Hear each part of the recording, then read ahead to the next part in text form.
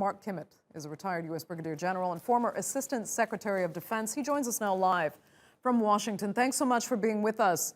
You know, the United Nations not long ago actually drew the same conclusion about the PKK terror group recruiting children, yet in spite of the connection between the PKK and the YPG, the U.S. seemed to have turned a blind eye.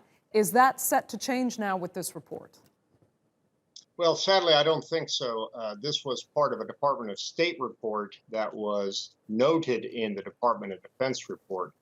But I think at this point, there probably is an interagency struggle, as there has been, not simply with the issue of child soldiers, but with the use of the YPG in general.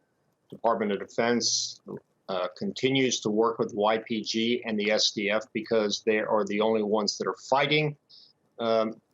But at the same time, in doing so, I think we've seen the effects of the United States aligning itself with terrorist organizations such as the YPG. Expand on that. What do you mean those effects are? Well, for this report, as an example, we now have a situation where the YPG is actively recruiting child soldiers, and in fact has been doing so since 2014. That's carefully noted in the human rights report that's put out of the Department of State every year.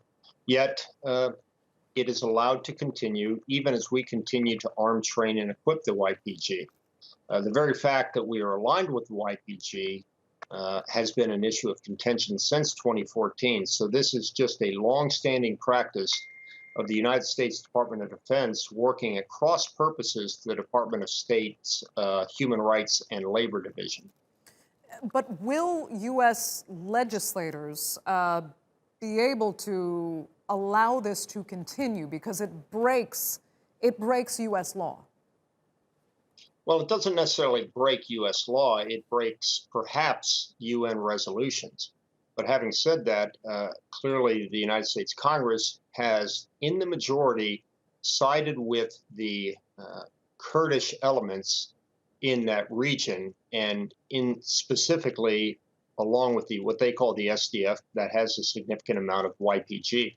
There is tremendous sympathy in the United States here among legislators for the YPG because of what they did for us along the United States forces in Syria during the fight for ISIS. So to answer your question directly, I don't see the United States Congress trying to intervene on this issue, except perhaps for a few of the Congress people that are taken with this issue. But I think in the majority, you will not see any change in the U.S. actions, even though this will continue to be noted over time. Mark Kimmitt, thanks so much for joining us there from Washington. We appreciate it.